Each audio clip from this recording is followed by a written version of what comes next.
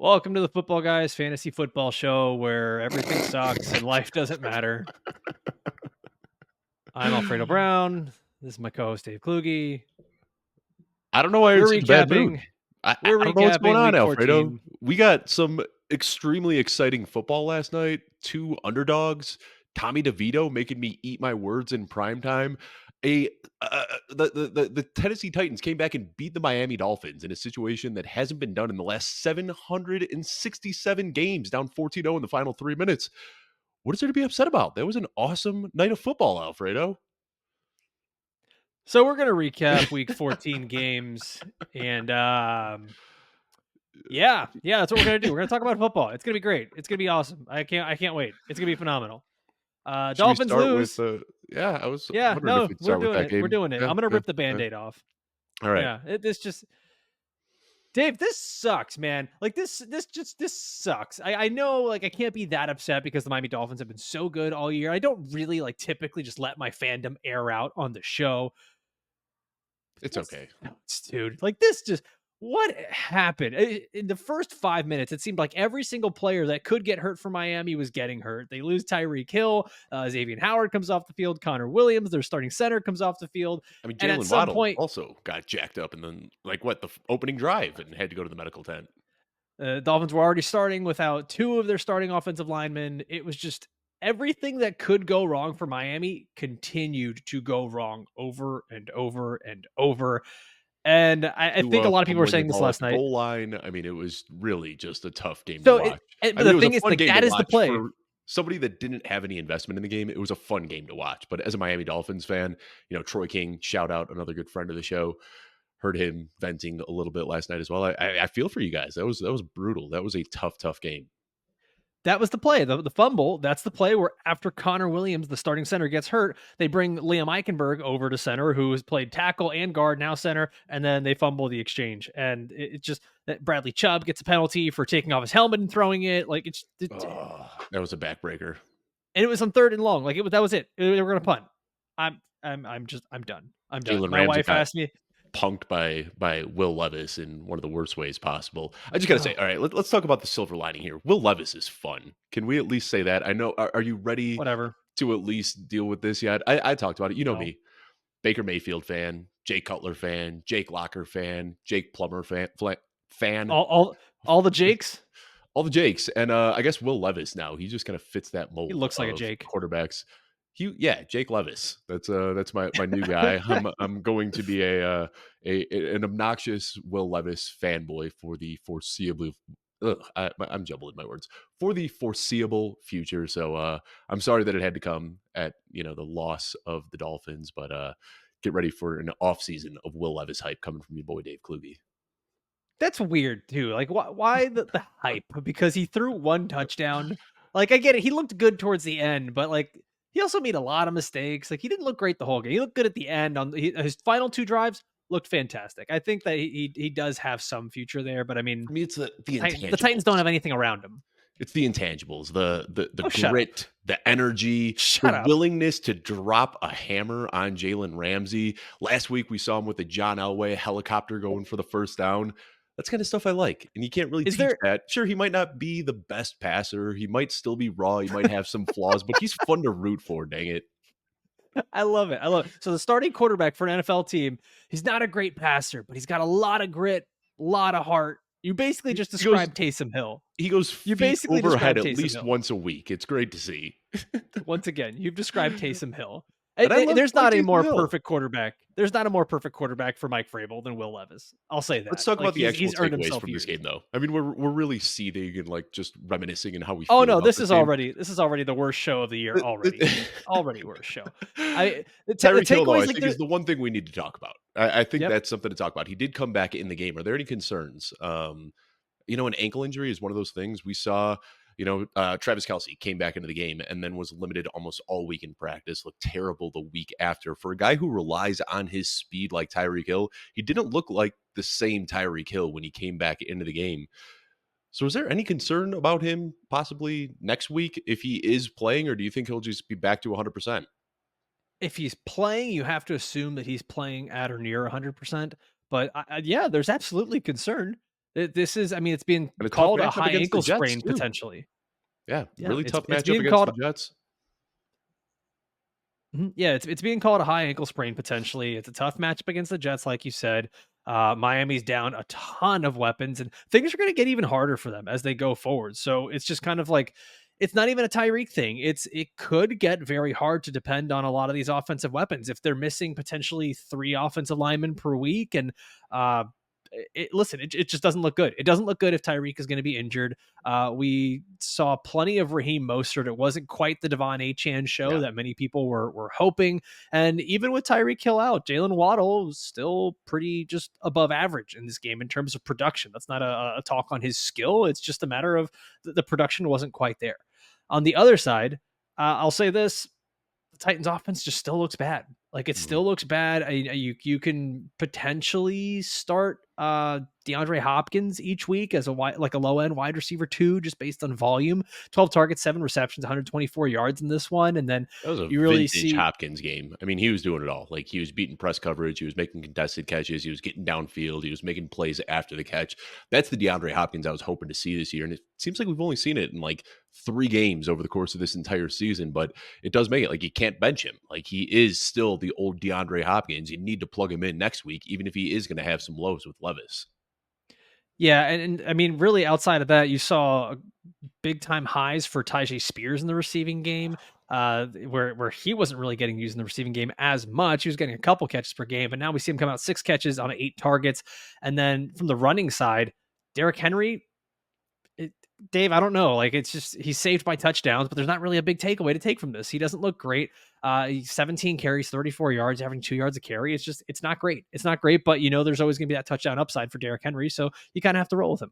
Yeah, I feel bad sharing Jeff Bell's DMs, but he sent me a DM yesterday during the game and he said, Derrick Henry runs like a mummy. And it just made me laugh Yeah. out loud. I mean, he does. Like, he doesn't look like his old self, but the volume is still there. He's still going to score touchdowns. So you got to keep going with him.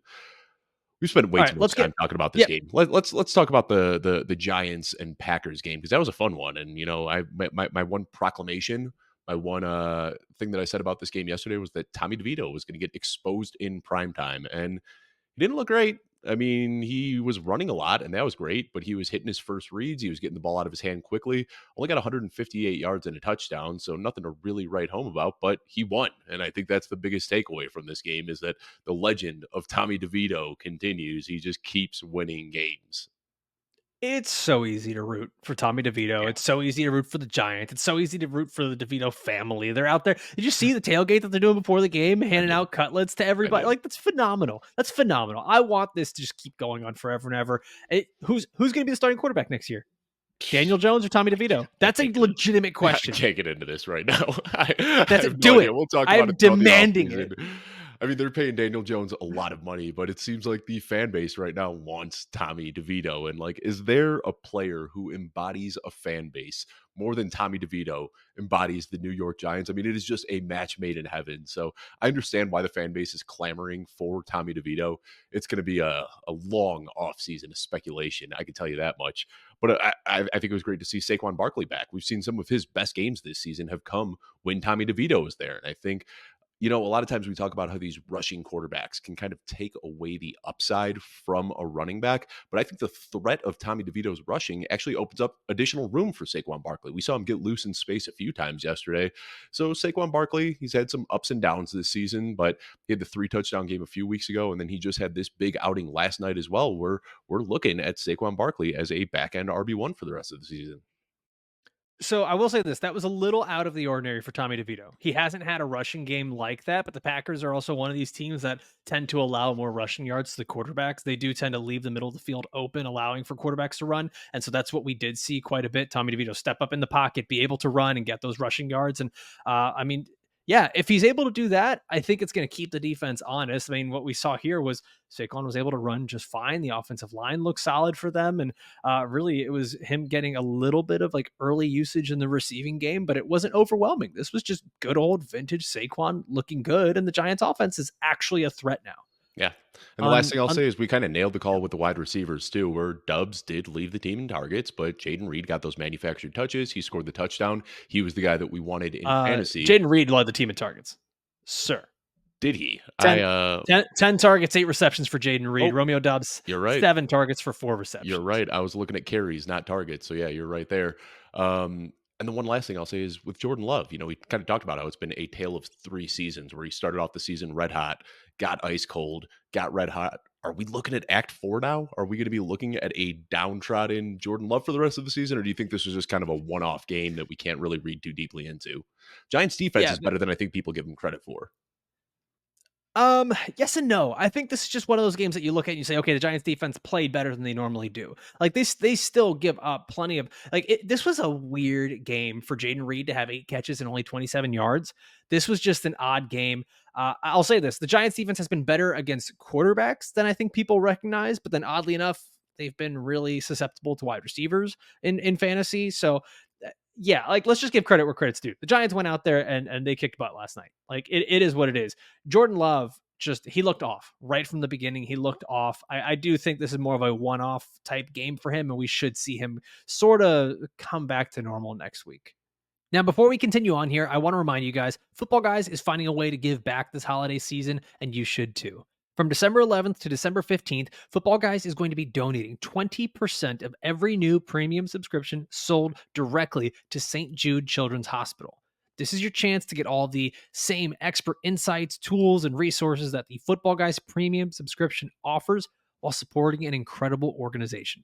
Don't miss this opportunity. Sign up for the Football Guys premium subscription between December 11th and December 15th and help make a difference. Let's show what the fantasy football community can do when we come together. Check out the link in our podcast description below to learn more and get started. All right, let's move on here, Dave.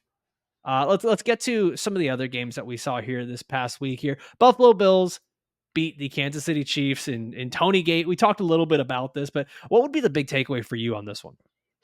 Uh, I mean, James Cook continues to give us RB1 numbers ever since Ken Dorsey has been out of the picture. We've seen much more creative usage for him.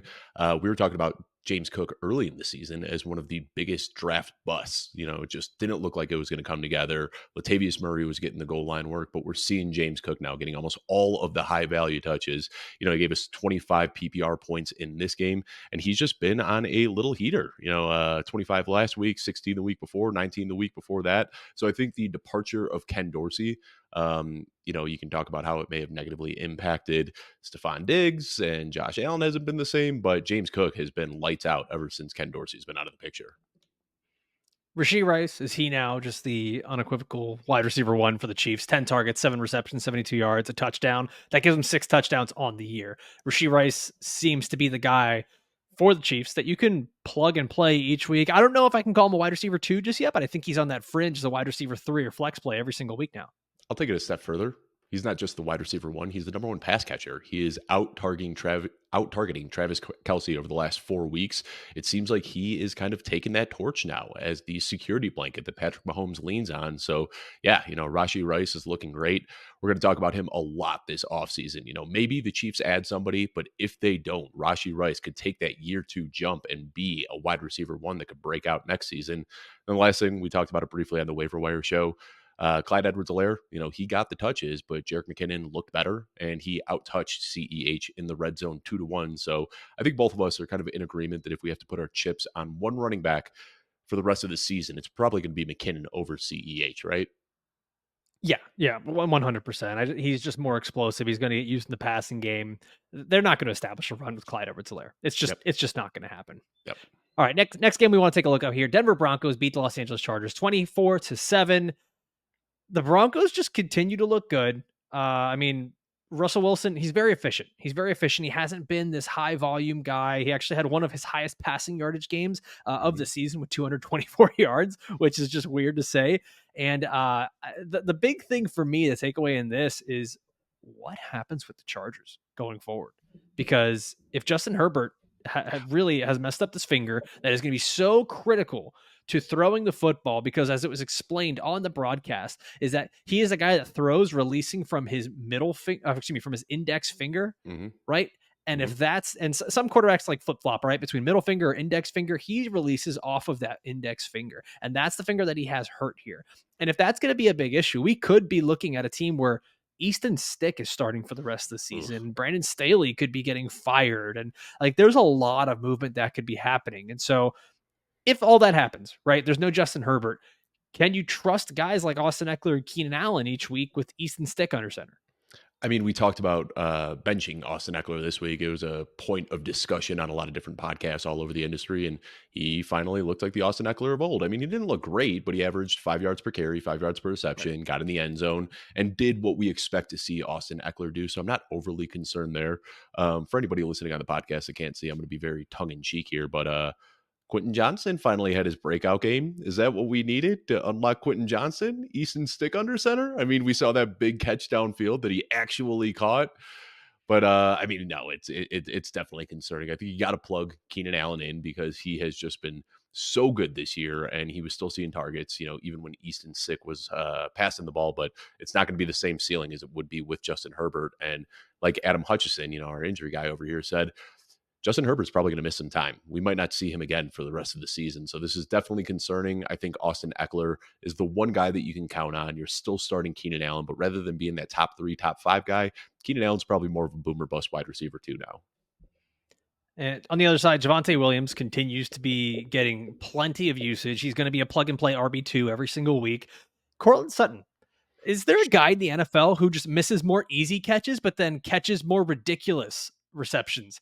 And they're always for a touchdown. It's always like something where he catches it like in between his legs, jumping over a defender in the corner of the end zone, gets both feet in, tap, And and then he then drops on a like a screen pass. screenplay. Yes, yes, exactly. We were going the same direction here, man. Like I it will just it tweet doesn't that make out like sense. every single week. Like you see him like, fumbling the ball on an easy catch and run, dropping a screen pass, dropping a slant, and then like doing a backflip over 2 defenders, catching the ball with one hand. I don't understand it. I don't care what the odds are next week. If it's like minus 800, I'm just betting Cortland Sutton touchdowns every single week. Like nothing about this seems sustainable. The target share isn't there. He's not even drawing targets in the red zone. He's scoring from so far out, but he just keeps scoring. I'm done betting against him. Cortland Sutton, why not? He's going to keep scoring touchdowns every single week. I believe he's leading the league in receiving touchdowns, but has yet to have a 20-point fantasy outing yet. Just nothing about it makes sense. Nothing about it at all. No, no. Let's take a look at the Dallas Cowboys beating the Oof. Philadelphia Eagles 33 to Oof. 13. This was a big, Oof. big moment for Dak Prescott, for the Cowboys. I know that Brock Purdy went out and had himself an amazing game, but this seemed to me to be the statement win that Dak Prescott needed.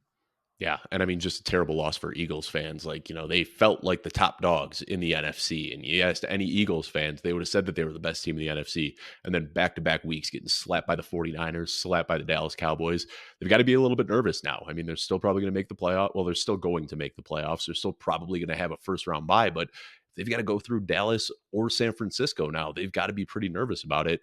I will say Jalen Hurts looked healthy-ish. We've kind of talked this season about how he hasn't looked like himself. He had that burst. He had the long speed. There were a lot of design runs for him. He was taking it up the middle. He was running outside.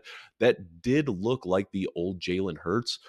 But man, Stephon Gilmore putting the clamp on A.J. Brown. I think that was one of the most surprising things of this game. Stephon Gilmore, gets traded for a 5th-round pick in the offseason and has just been Uh, an absolute game changer for the Dallas I would say Cowboys. I would say putting the clamps on is being used a little loosely there. 13 targets, 9 receptions, 94 yards for AJ Brown.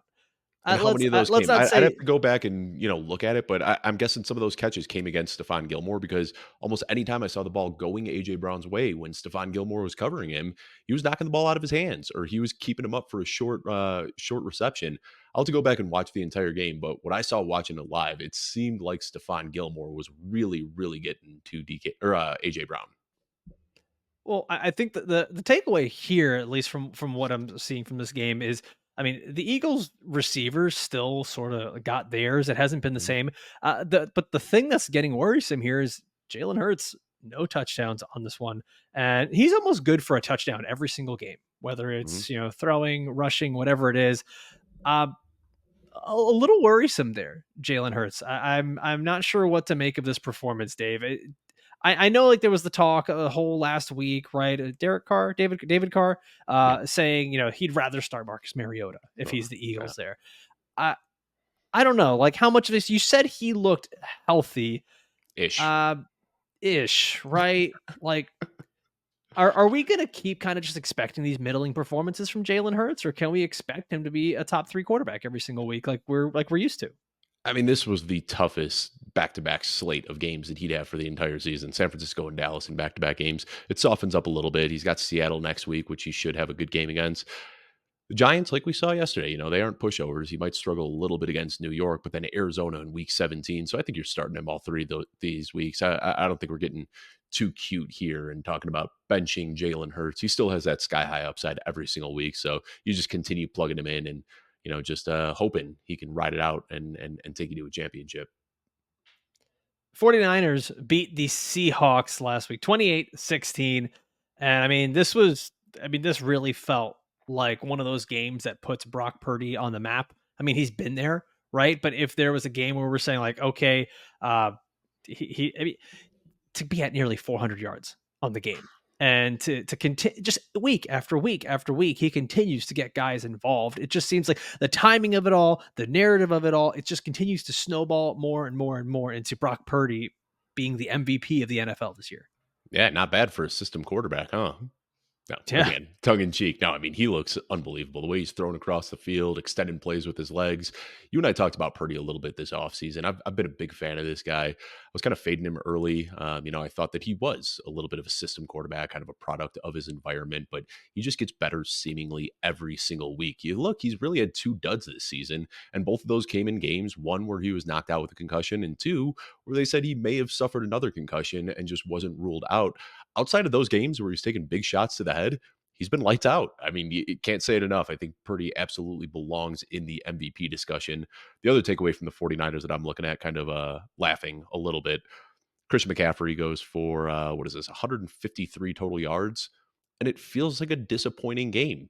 Like, he doesn't get into the end zone. He's still one of the rushing leaders on the week, but, I mean, how spoiled are we with Christian McCaffrey that he gives us 16 and a half PPR points, and we're like, ugh, could have used a little more from CMC this week. You know what? And it's one of those things too, where we always like do the joke of like, if you take this one play away, but it was like, I believe it was the first or 79 second play of yards, the game. 79 Yeah. yards, first play of the game. Yeah, he had a 72-yard run here for 72, yeah. Christian McCaffrey. Gets down to like the 1-yard line. They're like, all right, he's going to go take a breather. Here comes in Jordan Mason. Ugh. And granted, 145 rushing yards for the guy. Like, he still looks phenomenal. He still gets you the fantasy points you need. But I think it's comical that like at this point, we're just like, oh, he couldn't have done more. Yeah. He couldn't have done more. And then Deebo Samuel too on the other side. Yeah. I mean, it's interesting because I don't think you have to ask who is the top wide receiver on this team or who is the top target on this team. I think they're just going to find interesting and creative ways to get these guys to score.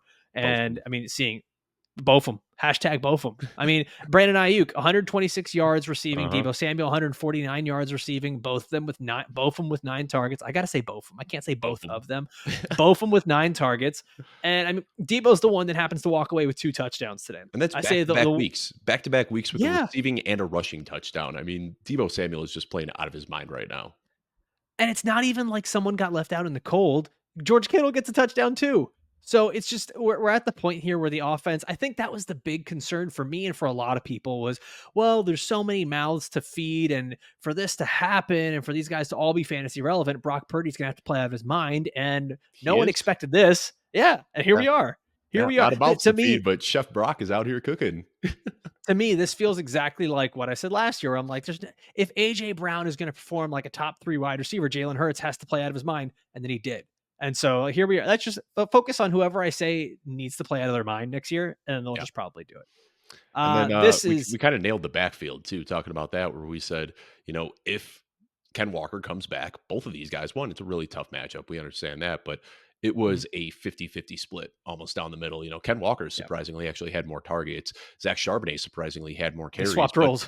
Yeah, but this rendered both of these guys pretty much useless in fantasy. Neither guy was able to eclipse 10 PPR points, and this is so disappointing. Like, as crazy as it sounds, I almost want to see one of these guys miss a game because Zach Charbonnet in a workhorse role is great. Ken Walker in a workhorse role is great, but when they're splitting touches down the middle, it just makes both of them so hard to rely on that we're looking at both of them as kind of back-end RB2s that are touchdown or big play or bust. And if they can't do that, if they can't rip off a big play, if they can't get into the end zone, you're looking at exactly what we saw last week, which is 5.8 and 9.4 points. And that is tough to swallow, especially for people that, paid up for Ken Walker in drafts.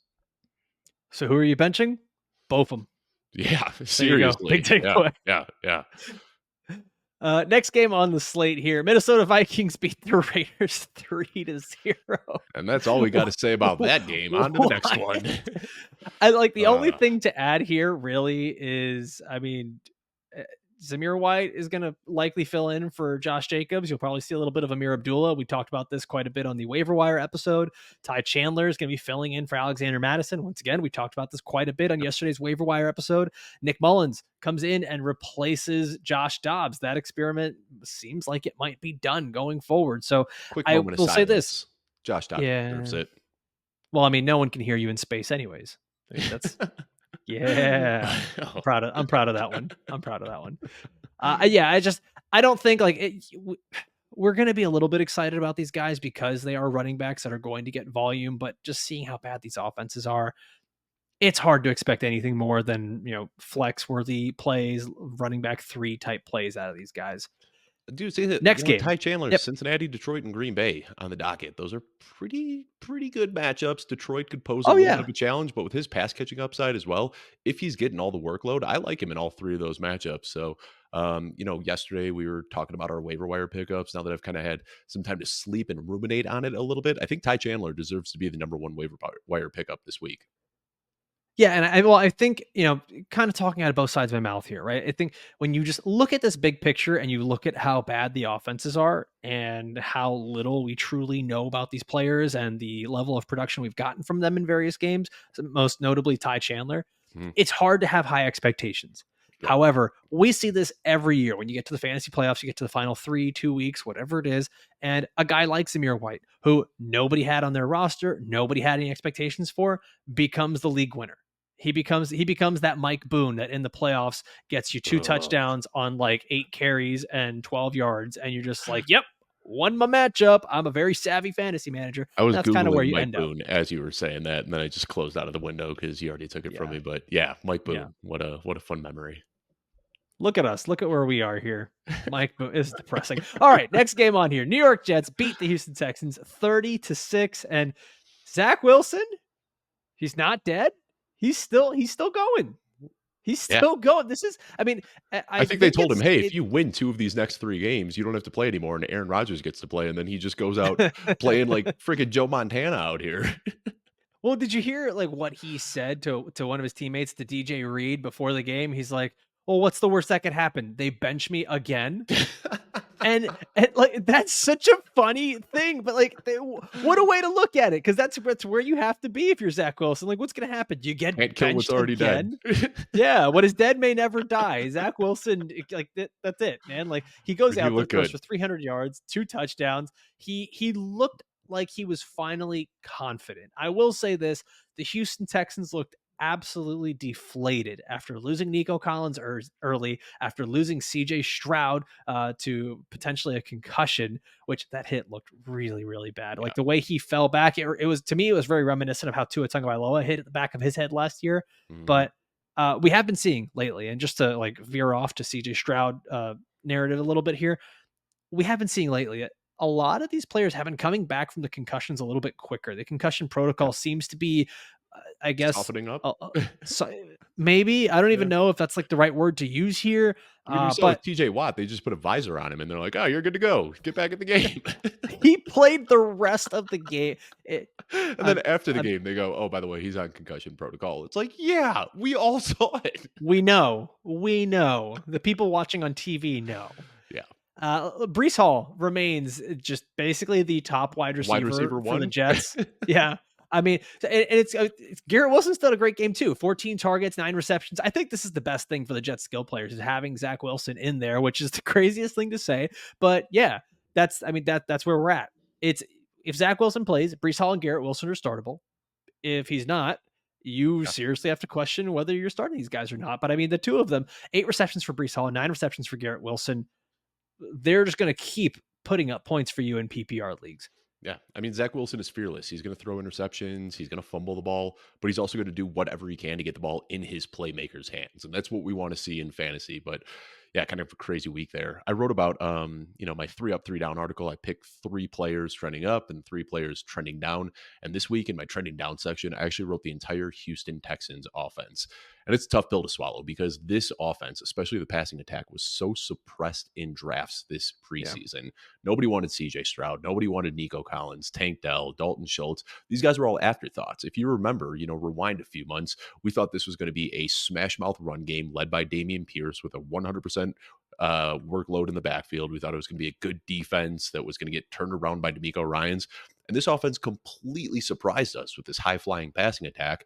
And it stinks because if you drafted CJ Stroud and Nico Collins and Tank Dell and Dalton Schultz, you stumbled into some really late round production. But now, if we're looking at a team led by Davis Mills, with Noah Brown as the wide receiver one, it's just really, really bleak looking forward. So props to anybody that made the playoffs on the back of the Houston Texans, but you probably can't rely on this team in the playoffs now. Well, and that's what I was going to ask you here is if we do end up with Davis Mills starting this next week going up against the Tennessee Titans, who we saw they're susceptible on defense, but I mean, can you Mm-mm. start anyone? If you went out and you signed, if you added Noah Brown, if you've had Devin Singletary because he's now back apparently in the lead at the running back spot, can you trust any of these guys even in a flex or a deep league?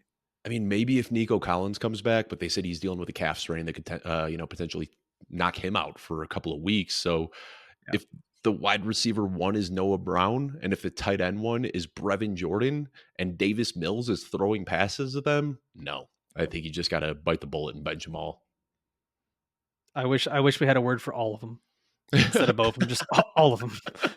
Just we'll make it just one, all of them with a UVEM at the end. There we go. New Orleans Saints beat the Carolina Panthers 28-6. The Carolina Panthers are just the little brother of the league right now. It doesn't matter who plays them, they're going to get beat up. And I mean, it's so fitting to say that because it's just kind of what happens every time Bryce Young drops back to pass. There's always a defender in his face. The dude cannot sit there and make multiple reads right now. And that's not a knock on Bryce Young. He just simply can't. There's no time. This is not the same offense that was getting the ball to Adam Thielen earlier in the season. Uh, Dave, I mean, is there anyone from the Panthers offense that you can actually trust? Chuba Hubbard saw 23 carries again. I Question mark. mean, the Yeah. workload has been there, but Miles Sanders surprisingly was the one with the big breakaway run. No, I don't think you could really start anybody. Let me put you on the spot real quickly. You got to go back early in the season. The Panthers have one win. Do you remember? Or I'm sorry, one win. Do you remember who they beat? Oh my god. Did was it the Saints? Did they beat the Saints the first time? The Houston Texans and CJ Stroud. Oh my How funny is that? what Yeah, a it's world we live in. it's been brutal for the Panthers this year. So I still think, though, looking at Chuba Hubbard, he didn't get in the end zone this week, which stifles his fantasy output a little bit. But 14 carries 3 weeks ago, 25 2 weeks ago, 23 last week. He's given us double-digit points in 3 straight outings, including back-to-back 20-point games in weeks 12 and 13. So I still think you can rely on Chuba Hubbard. I mean, if Chuba Hubbard fell into the end zone this week, that would be 3 straight games with 20 points, and we'd be talking about this guy as a must-start option. So the workload is there. It's not going to be pretty, but I think we're still looking at Chuba Hubbard as an RB2. Is Derek Carr the new Russell Wilson? Where all of Dude, I his think, teammates hate him, but like yeah, they kind of have no choice but to play with him. I mean, it certainly seems that way. I don't know if I sent it to you or not. I came across a tweet. I can't remember who tweeted it out. Football Insights, a part of Fantasy Points, great account on Twitter if you're not following them. But he was talking about unrealized air yards because of off-target passes. Chris Mhm. Olave is leading the league, and it's not even close. He has like 370. The next closest is like 220. Chris Olave just continues to get open downfield, and he and Derek Carr cannot get on the same page. And correct me if I'm wrong, but I think Derek Carr, he's under contract for the next couple of years there. Like he's Yeah. not going anywhere anytime soon. So we're going to have to start a hashtag free Chris Olave movement this offseason. I mean, it's not great. Chris Olave gets his day saved by a touchdown, but I mean, it's every week. It just feels like it's a struggle. It's a struggle because like you're going to start Chris Olave every single time, and he has this potential to be like top 10 every single week because of how he's getting open, how deep downfield he's open. He can be getting the volume. They don't have Michael Thomas. They don't have Rashid Shaheed. There was no Taysom Hill in this game. and it just didn't Mhm. matter. Like Derek Carr just finds a way to ruin nice things. This is why we can't have nice things, Yeah, Dave. he just chokes when he gets inside the red zone. Like he can drive down the field, and then as soon as they cross the 20-yard line, he just forgets how to play football. It's one of the most mind-boggling things I've seen. Yeah, Derek Carr, unliked by the teammates, unliked by the Saints fan base as well now. Oh, I mean, they were chanting to get him out of the game. Yep. I mean, they've been doing this even Mhm. when Taysom Hill was there. He would come in, they Yep. would And cheer for they Taysom, boo for and Derek then booed. Carr. Yep. I mean, when your center, when Eric McCoy is screaming at you, the guy who basically like you're closest to him, you've got your hand on his business every single play. He is the one that is in charge of protecting you on every single play. And then when that guy doesn't like you, you've got a problem. Maybe we're reading too far into it, but I don't. I just I'm just all the real vibes are quickly. gross. All the I'm gonna vibes are really gross around the Saints. I'm gonna read this tweet real quickly from Pat Doherty over at NBC Sports Edge. He had a funny one from the weekend. He said, "Derek Carr screams anytime one of his teammates breathes wrong on one of his 3 weekly turnovers. Patrick Mahomes, ever so frustratedly, claps at the 20th wide receiver drop of the game." I mean, that's just you see it like Derek Carr just flipping out on his teammates. Yeah, really, really tough scene there in New Orleans. Oh man. Next game on here, Cleveland Browns beat the Jacksonville Jaguars 31-27. And I mean, right now I know we're all in love with Tommy DeVito, but I think the next best story is watching Joe Flacco go out there and just play like young Joe Flacco every single week. I mean, for him to lead the Cleveland Browns to 31 points, I know it wasn't the best performance from Trevor Lawrence, but I mean, Joe Flacco out here completed 26 of 45, 311 yards, slinging 3 touchdowns. He only gets sacked once. Led the week Uh, in passing yards, right? I believe. yeah, he was a top 5 fantasy quarterback. I Yeah, That's little did I the think that end of I'd the year be is so funny. yeah, little did I think I'd be sitting here pondering a question for week 1 of my playoffs. Do I start Joe Flacco or Kyler Murray? That's an actual question that Oh, I am stuck on this week, and I will be tossing and turning, trying to think through that one. But I think the disappointing thing here, one of my starts of the week, Elijah Moore, was hoping for a big game, and I think with Amari Cooper healthy and in the game, Joe Flacco realized, yeah, Elijah Moore's fun, but Amari Cooper's better, and Cooper out targeted Elijah Moore 14-6. Elijah Moore didn't really do much of anything. Cooper was held out of the end zone, had a frustrating fumble as well, but I think we're going to see, maybe this mirage where we thought Elijah Moore would be the wide receiver one in Cleveland. I think as long as Amari Cooper's out there, he's going to be the wide receiver one. yeah, I mean, everything for Elijah Moore was contingent upon Amari Cooper not being there. So when you make the call of starting him, it makes sense at the time. We also saw David Njoku goes out and has a Ooh, phenomenal game, 2 touchdowns, and I mean, really quietly, I believe it's over the last 7 weeks, David Njoku has just been a really good tight end. He's been able to be a guy that you plug and play every single week at a really annoying position in tight end. Your dog agrees. And then on the other end, the Jacksonville Jaguars receivers. I know we talked about Zay Jones like getting so much volume there, but it wasn't just him. It was Calvin Ridley getting 13 targets. It was Evan Ingram getting 12 targets. It seems like there's a possibility here where all these guys can be sustained, but it really hurts that Trevor Lawrence is hurt and that we might not be getting the best quality from him if he continues to have this ankle injury.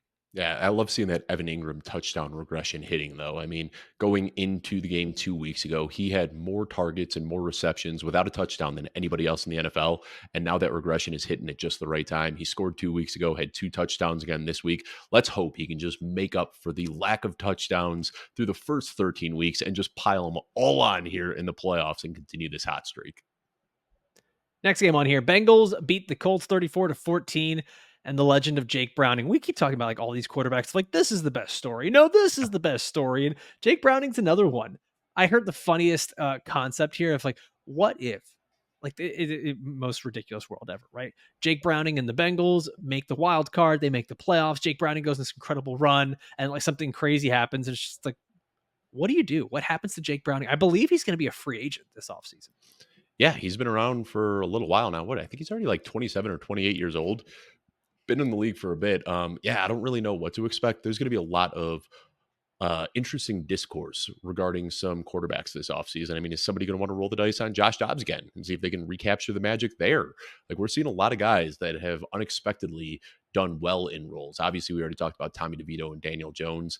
Right now, I think the nice thing is, when we saw Joe Burrow go down, we said, well, that's it. Jamar Chase is dead. T. Higgins is dead.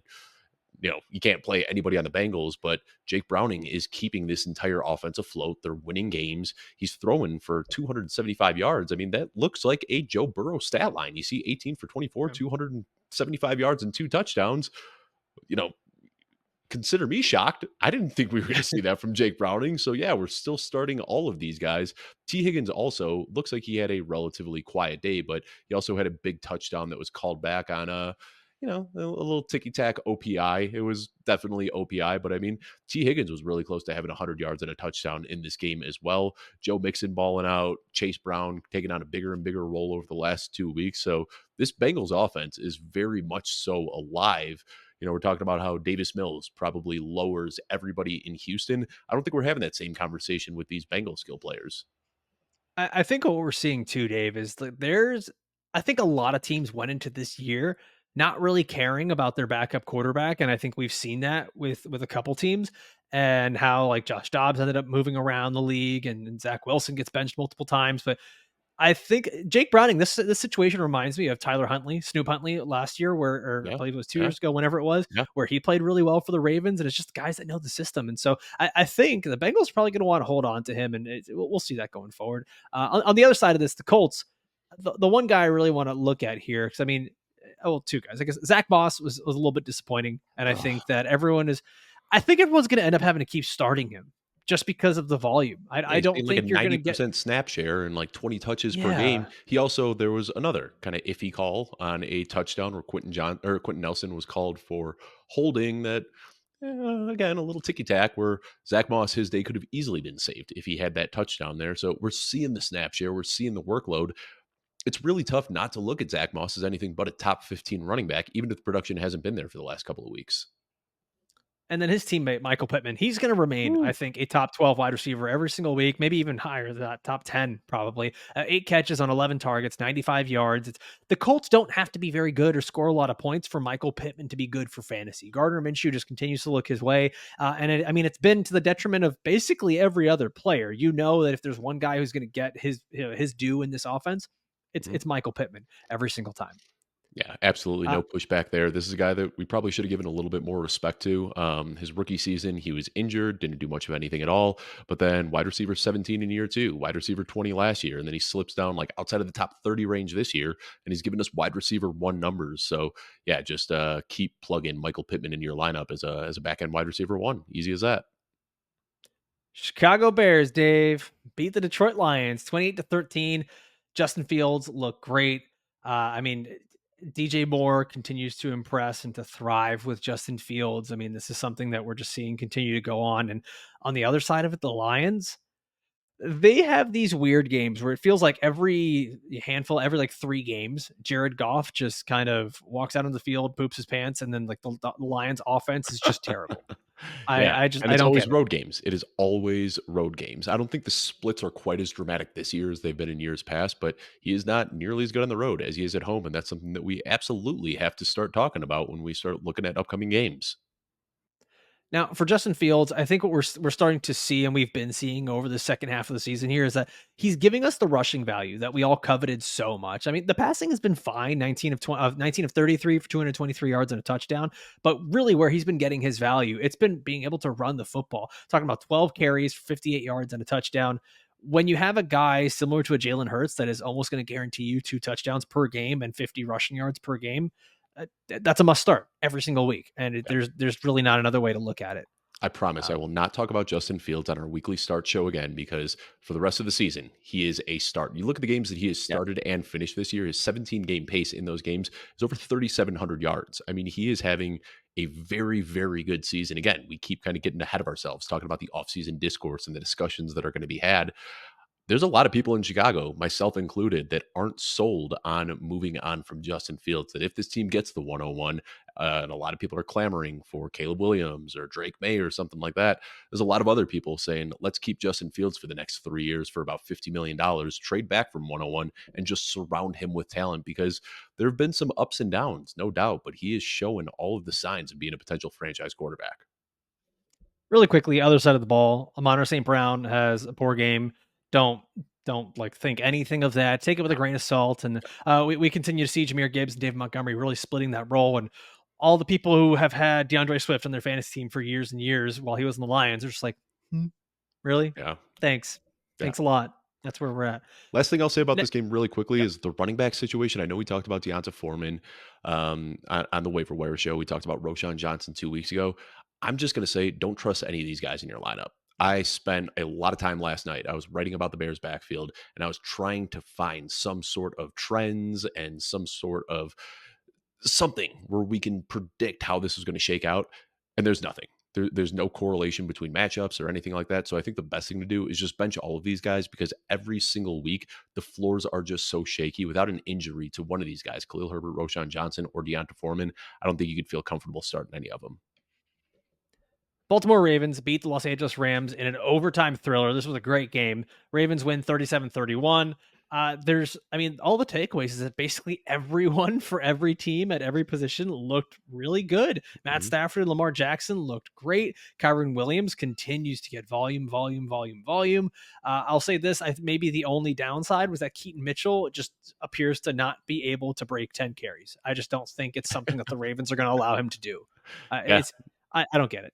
Once again, led the backfield in carries and targets. So the usage is promising. It's just unfortunate that, Gus Edwards is just this thorn in his side that is going to keep us from really seeing the potential. We were hoping after the bye, we'd see that package grow a little bit. Hasn't really happened, I but know. still, he's got the upside Sorry, that I Joe. think you. He's got the upside that I think you need to just keep plugging him in every single week.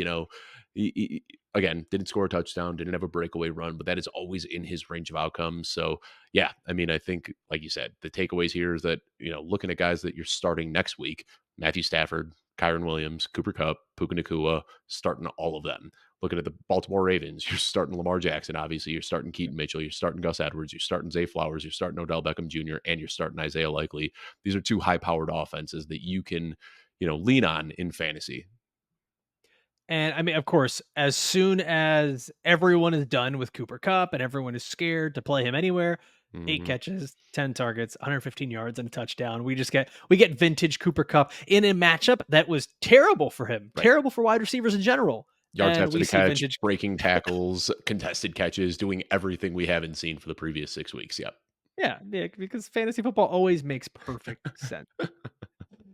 Tampa Bay Buccaneers beat the Atlanta Falcons 29-25. I'm convinced that Desmond Ritter is not a real NFL quarterback, Dude. and it's just I I can't imagine that the Falcons continue on to next year with this same quarterback room, either of these players. I think that maybe you hold on to Desmond Ritter as a backup because you have him there on the cheap contract, but they have to make some sort of move.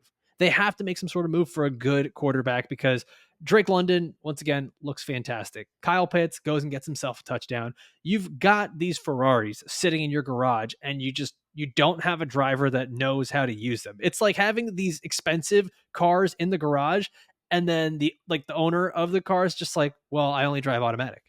And like that's what Desmond Ritter is. It's someone who's trying to drive stick shift and has no idea what they're doing. I mean, wasn't that the whole conversation this offseason too? Was like, no way can the Falcons go into the season with Desmond Ritter. And they said, all right, we'll make a move. Taylor Heineke. And it's like, come Watch us. on. Like, they're going to trade for somebody. They're going to draft somebody. They've just got to. I mean, I think Arthur Smith has even conceded that Desmond Ritter isn't the guy. They went Yeah, with the Taylor Heineke experiment for a couple of weeks. him That too. didn't work out. Yeah. I don't know. I don't think we see it again next year. This team is so talented. Like you see Bijan Robinson just beating his man, getting wide open in the flat, and it's like, up, walk-in touchdown for Bijan, and Desmond Ritter missed him by 20 feet. Like it's just terrible to watch. Even Drake London's best play of the game was going into a defender's hands, and Drake London had to play defender on this play and eventually, Yeah. essentially intercept the ball from the defender. Like these guys continue to bail out Desmond Ritter, who has been terrible. And, if you have Desmond Ritter in best ball or super flex league or something like that, he's got enough legs that he hasn't been terrible in fantasy because he can still rush the ball and he seems to run a lot of touchdowns in. But as far as like pure football and what he's doing to his team, it's just terrible to watch. On the other side for the Bucks, Rachaad White continues to just be a guy who's going to get that volume every single week, no matter what you think about him. He's getting 25 carries in this game, and I mean, he continues to get another 2 receptions added on. He gets himself a touchdown. He's gonna. I think it's just safe to say, Dave, he's another guy, top 12 running back every single week because of the volume that he's going to get. The And top 5 last week, and I'm not gonna back down from it. I mean, I think he's yeah, looking like a top 5 guy rest of the season. A lot like Kyron yeah. Williams, a guy who showed some deficiencies early in the season, but is getting in a rhythm now and looks like a premier running back. If you had Mike Evans last week, I'm so Oh, sorry. If there, there's a manager out there who had Mike Evans and Amon St. Brown carrying them throughout the season, and then everything just came crashing and burning this past week. and And Keenan Allen. if you, yeah, Keenan Allen too. So like, if you somehow are able to survive all that, don't panic. It's not the end of the world. You still have these very talented receivers. They're going to be back to normal. And Mike Evans was so close to that touchdown too, like just the Yeah. hand hitting out of bounds right before his foot. Yeah, it kind of sucks though, So you see Mike Evans hits 1,000 yards again, and then just, well, that's it for me. Last game on the slate here. This was the Thursday night matchup. New England Patriots beat the Pittsburgh Steelers 21-18. And okay, Bailey Zappi, what? Just out of nowhere, 3 touchdowns on the game. And it happened so early too. It looked like they were about to boat race the Steelers in this game. hmm Everything was just going south. Mitchell Trubisky, there were a chance for Mason Rudolph in this game. And I think that's just such like it's such a funny thing, as if the fans have not seen Mason Rudolph and they think they're going to get something new and something better. Like they haven't watched this guy for years. You even got Antonio Brown going to Twitter being like, "Let my boy Oh, play." all right. Let's pump the brakes on what Antonio Brown has to say about the landscape of the NFL right now. But yeah, I did see the tweet. On the other side with the Patriots, Ezekiel Elliott, we talked about this a little bit on the waiver wire show. He's just another one. The theme here with the running backs, they continue to get the volume. 22 carries for Zeke, 68 yards. It's just barely over 3 yards per carry. So I mean, he's not giving you the big explosive plays, but he was still involved in the passing game too. 7 receptions there. And this is something we talked about at the beginning of the year, which was why we were a little bit worried about Ramondre Stevenson. And I get it, hindsight kind of works a little differently now that he's injured, but Zeke has been a part of this passing game all throughout the year. And I think that's where his value is going to continue to lie. The Steelers, though, Dave, on the other side of this, and this is interesting, both of these running backs, both of them are actually startable each week. The Steelers offense and rushing attack has been one of the better rushing attacks of the last 5 weeks here. Not so much this week, but overall, yeah, it has been. But this week we Yeah. got, production akin to what we saw in the Seattle game where they split touches. Neither of them found the end zone. But yeah, I think, they've been productive this week. The points weren't there. But yeah, I think going forward, you can count on both of these guys. We kind of glossed over it here, but I hate to ask this question. I really hate to ask this question because he's been one of the most disappointing guys of this offseason. We didn't talk about him on the waiver show. Juju Smith-Schuster playing with Bailey Zappi, saw 6 targets, 90 yards. Are we buying into Juju at all, or was this just a pure fluke game? Or maybe this was the revenge game, going up against his former team, the Steelers. Are we putting any water in that? Because Juju didn't look terrible. Like he was getting open deep downfield, got loose a couple of times. I was surprised to see it because excuse me, I had high hopes for Juju Smith-Schuster this preseason. He's downright looked terrible this year, but he didn't look bad this night. So there's a couple things here. There's 3 things I want to point out here. One, I do think there is a little bit of weight to this because Bailey Zappi has tended to target Yep. Juju Smith-Schuster a bit more. But there was also The no second Devontae thing, Parker and no Pop Douglas. So that is a that big was the piece. next thing. Yeah, I figured you were Yes. going there. Yeah, Look, no Demario we've been doing this Douglas. show 77 episodes, man. You and I are just locked in. Look at us. And the last thing, and this could be absolutely nothing. Absolutely nothing. But did you see the video of Juju Smith-Schuster jogging off the field at the end of the game going into the tunnel?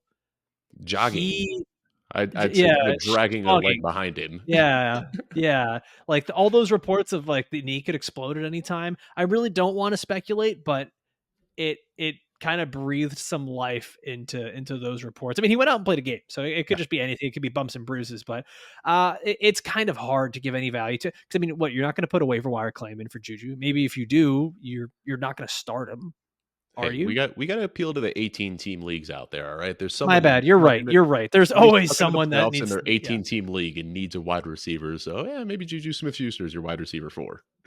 you're right. You're right. And on I'm that not good note, at fantasy football. Yeah, there we go. We did it. We made it all the way through the show. Sorry, this was a little bit longer, but these Tuesday takeaways, these recaps of the week, they tend to be a bit longer. This we is more kept of it our under an like, hour. We've done the yeah, look at show us. over an hour a few times. I think Look at we, us. we we got a little long-winded with the opening with the Dolphins game, but I think I was in you pain, needed to let David. that out. I You was needed in to let it out. pain. I was hurting. I've let it out. I'm back to normal now. And we will be back on Thursday with our starts and sleepers of the week. You like that? That was a really smooth transition. I'm not going to lie. I'm a little impressed with myself. We're going to be back on Thursday. As always, big thank you to my co-host, Dave Kluge. Thanks to our production team over here, Julia, Dylan, Jagger, everybody. And of course, thanks to all you guys for watching and listening all the way through. We'll see you next time. Adios.